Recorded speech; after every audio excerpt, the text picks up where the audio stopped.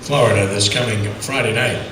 Our next speaker has served as the commissioner of the Sun Belt Conference since February of 2012. Previously, he served as commissioner of the Western Athletic Conference for nearly 2 decades. And as commissioner of the Sun Belt, he's presided over adding schools such as Georgia State, UT Arlington, Texas State, Appalachian State, Georgia Southern, as all sports members, also Idaho and New Mexico State, as this conference continues to evolve. And he's doing an outstanding job. Their office is located right here in New Orleans and in a familiar building. Please give a warm welcome from the Greater New Orleans Sports Foundation Quarterback Club to Mr. Karl Benson of the Sun Belt Conference. Karl.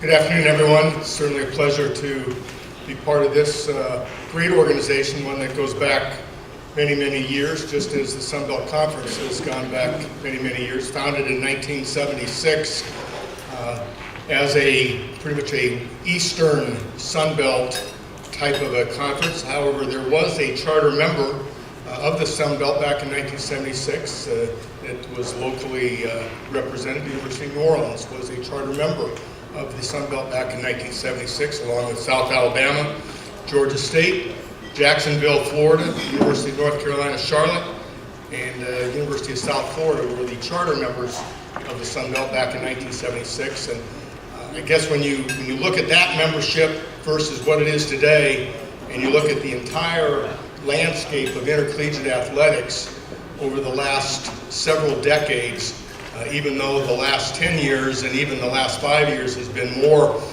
volatile and more changes, the Sun Belt has certainly seen its share of members and occupying different locations in different states. In 1987, there was a merger between the America South Conference and the Sun Belt that kind of established a more natural location. University of Louisiana Lafayette joined what was then the Sun Belt as the merger occurred and the Sun Belt took its name. And it was actually when the Sun Belt moved its offices to New Orleans. Commissioner Craig Thompson, who was the commissioner of the American South, took the Sun Belt group and became the commissioner. The headquarters were moved here to New Orleans and have been here ever since 1987. Again, not a football conference until 2001. And Thompson left the Sun Belt in 1998, excuse me, to become the commissioner of the Mountain West Conference. And my predecessor, Wright Waters, who was in this position for 10 years, and I know that spoke to this organization on occasion and has many friends in the room. Wright then took the Sun Belt to its next evolution, and it became a football conference in 2001. Wright moved the offices from Metairie to downtown into the Pan Am Plaza building on Poydras and St. Charles, and the Sun Belt was headquartered there for up until 2 years ago when we moved our offices to the Dome, the Superdome, and have now been there for almost beginning our 3rd year. But during I guess the one thing that I think many of you hopefully remember, and it's always, especially at a time when we acknowledge the 10-year anniversary of Katrina, the role that the Sun Belt played during post-Katrina, and my predecessor, Wright Waters, and what that organization did, and how it really became a focal point and a figure here in New Orleans. And so I think that that's one of the Sun Belt's all-time better recognitions was the post-Katrina time. In 2001, as the Sun Belt became a football conference, we also needed a home for a bowl game, and Wright, along with members of the Greater New Orleans Sports Foundation, created the R&L Carrier bowl game that is now coming up here in 2015 with its 14th year, and the Sun Belt is very, very proud to be part of that bowl game, and I think it's become a part and a fabric of college football here in New Orleans, and along with the Sugar Bowl, those 2 bowl games occupying the Dome each year in, year out. So another kind of hallmark and trademark of the Sun Belt is its affiliation with the New Orleans Bowl, and again, great friends and a great partnership. I'll also make a little plug for basketball tournament tickets for the Sun Belt Conference went on sale this morning as well out at Lakefront for next March. John Branco, longtime salesperson here in Greater New Orleans, again, who is well known in this room. John now works for the Sun Belt and is responsible for selling those sponsorships and ticket packages for the Sun Belt tournament that was brought to Lakefront 2 years ago, and we'll have that event. So when I took this job in 2012, college landscape really was in a very, very volatile state. And as many changes that occurred during the previous 10 years, what has happened since 2010 has been absolutely remarkable. There are 10 FBS conferences. One of the 10 is the Sun Belt Conference, the 10 most prestigious conferences that include the SEC and the ACC and the Big 12 and the Big 10 and the Pac-12 is the so-called Power 5, and then the other 5 conferences that include the Sun Belt and Conference USA, the Mid-American Conference, the American Conference, and the Mountain West Conference. Those 10 conferences are the real heart of what used to be 1A football. It's now FBS. But so the Sun Belt is certainly in very, very good company. And yet we went through some tremendous membership changes as occurred throughout those 10 conferences. In a 5-year period since 2010, there have been over 50 changes in those 10 conferences. There are now 130 FBS members that comprise FBS, but 50 different changes that have occurred, and there have been many of those that have occurred right here in the Sun Belt. In 2012, I inherited a conference that consisted of 10 football playing members: University of Louisiana Lafayette, Louisiana Monroe, Arkansas State, Western Kentucky, Middle Tennessee, Troy, Florida International, Florida Atlantic, and South Alabama were the 10 members that I inherited in the spring of 2012. And in a very short period of time, 5 of those 10 left the Sun Belt Conference to go to Conference USA.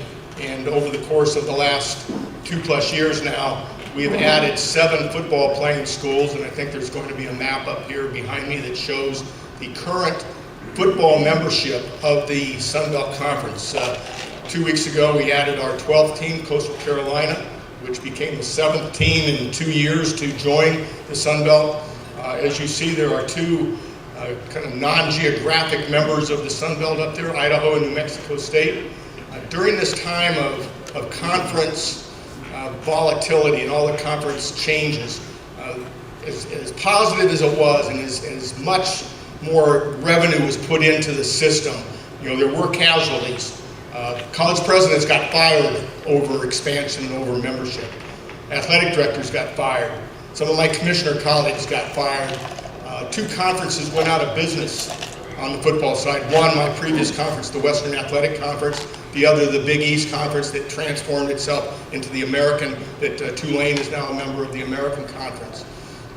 So a lot of changes, a lot of casualties along the way. Idaho and New Mexico State are a result of that. The Western Athletic Conference demise, that they were 2 independents that were left without a home. The Sun Belt has taken them in. They are part of the Sun Belt now, their 2nd year.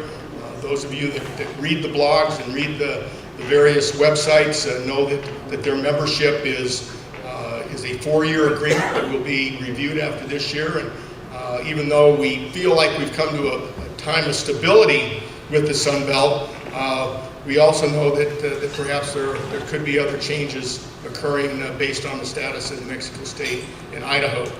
Besides the football piece, we also have 2 members, and I think there'll be now a slide that will show you what the 12 kind of core members of the Sun Belt, which includes the University of Arkansas, Little Rock doesn't play football, and the University of Texas, Arlington. And this model here, this map here, is what, when I came into this job, was what we were trying to get to.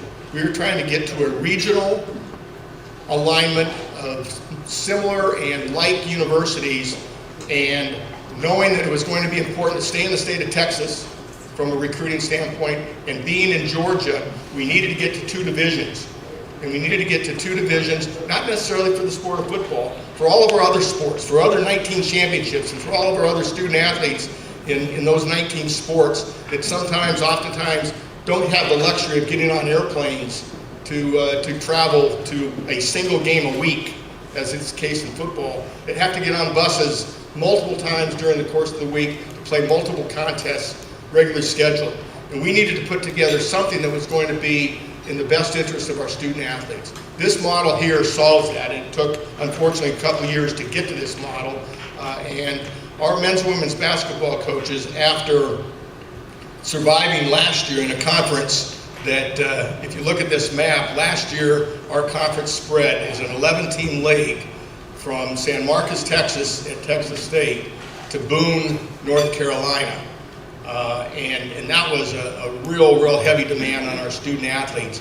This now puts us into divisions, allows us to play within our divisions, and you see the geography and how the proximity, will allow for those bus trips for many of our other sports. Also for our fans, it allows for regional rivalries. And you look at the 2 Texases and the 2 Arkansas and the 2 Alabamas, 2 Arkansas, 2 Texases, and 2 Louisianas in the West. That makes it for a perfect fit.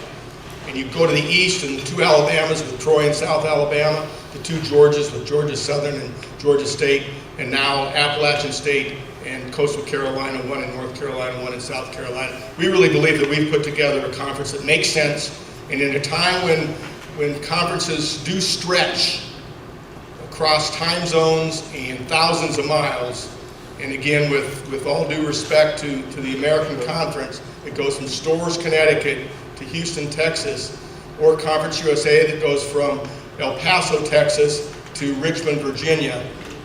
Even though we have that stretch, we believe that we've put together at least a viable structure that really is in the best interest of our student athletes. So we look forward to moving forward.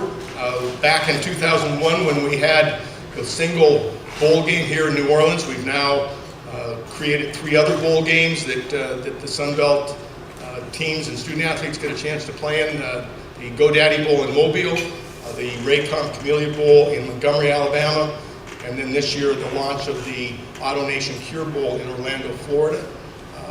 People always ask me, is the conference restructuring, conference alignment, is it over? And my answer is that history will show that it's never been over, that it always occurs somewhat every 3, 4, 5, even there may be a 10-year hiatus, that something happens within the structure of intercollegiate athletics that creates a change. And all you have to do is pick up the paper this morning or the internet today to see that the athletic director at the University of Texas was relieved of his duties today. And I'll guarantee you that will begin the discussion, the conversation about whether Texas stays in the Big 12 and whether Texas will be either look at the Pac-12 or courted by the Pac-12. So we just can't really get away from that type of speculation and that type of conversation. And with every one of those moves at the top, it creates moves downward. And what we saw in 2012, as 5 Sun Belt teams went to Conference USA, there was a reason that Conference USA came after Sun Belt teams, is because Conference USA teams, like Tulane, went to the American Conference.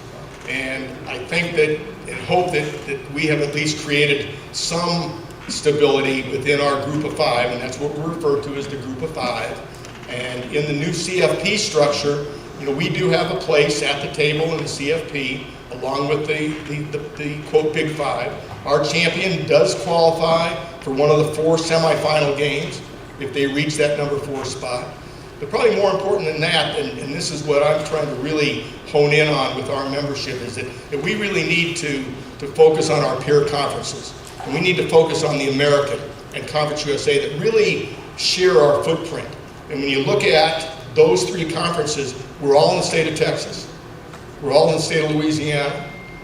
We go further to the east, and we share Alabama, and we share Tennessee, and It's just 3 conferences, and that's who we really need to focus on, along with the Mid-American and the Mountain West out west. The highest ranked champion of those 5 conferences does get an automatic spot in one of the, quote, New Year's Day bowl games.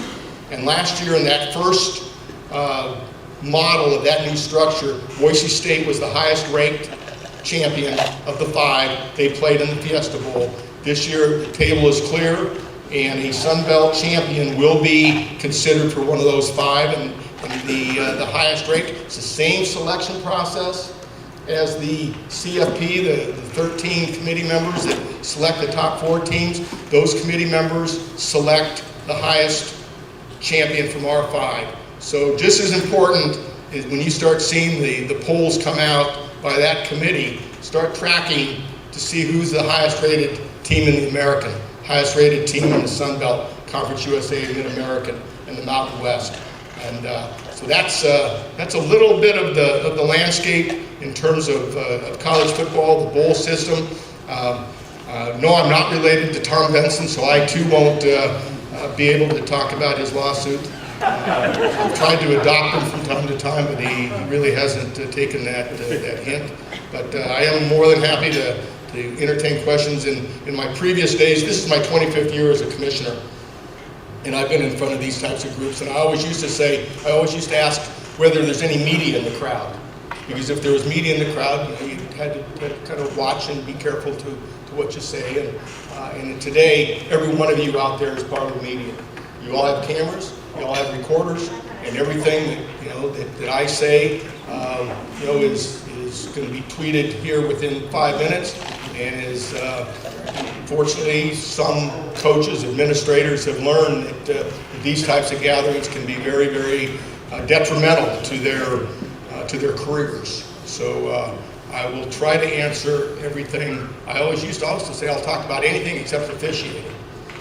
But today, you got to. Sometimes that's probably the safest thing today to talk about is the officiating. So, questions. Raise your hand, wait for the microphone.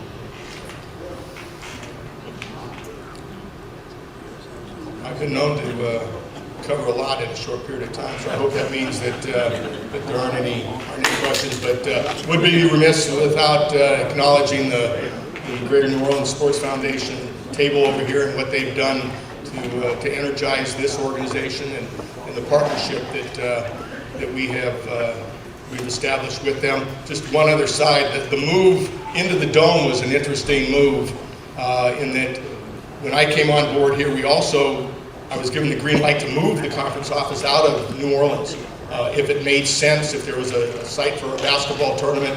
I've got 14 people that work for me. They certainly did not want to see the conference office move, and so they quickly kind of surrounded the wagons and established our basketball tournament out at Lakefront, which really solidified then the Sun Belt staying in New Orleans. And it also meant that we needed to find a new location. And one day after lunch with Billy Ferrante at Walk-Ons, he had some office space that he wanted to show me. And we walked over to the Dome and up the outside stairs there on Poydras, where the old Sports Commission and Sports Foundation offices used to be, that were vacated before Katrina, and the new offices on St. Charles. But as you may know, that office space kind of went untouched after Katrina. And we walked into this office space, and my first reaction to Billy was, "Are you kidding me? This place is a dump." And it was. But we were able to go in and redo it, and we have some tremendous office space. If you're walking by on the kind of the gate A side, you'll see the Sun Belt logo on the facade going up the stairs.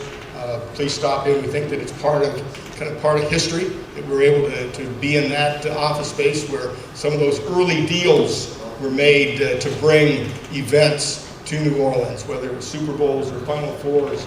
There were many presentations made in our existing boardroom that were made during the past 25 years that the Sports Foundation has been in existence. So stop by and see a little bit of the Sun Belt offices in the Dome. So again, hope this isn't, hope I don't go 4 years before I return, and would be more than happy to give a basketball update where I really can sell tickets. Tickets didn't go on sale today, but they will after the first of the year, so we'll come back and try to pitch some basketball tickets. Thank you very much.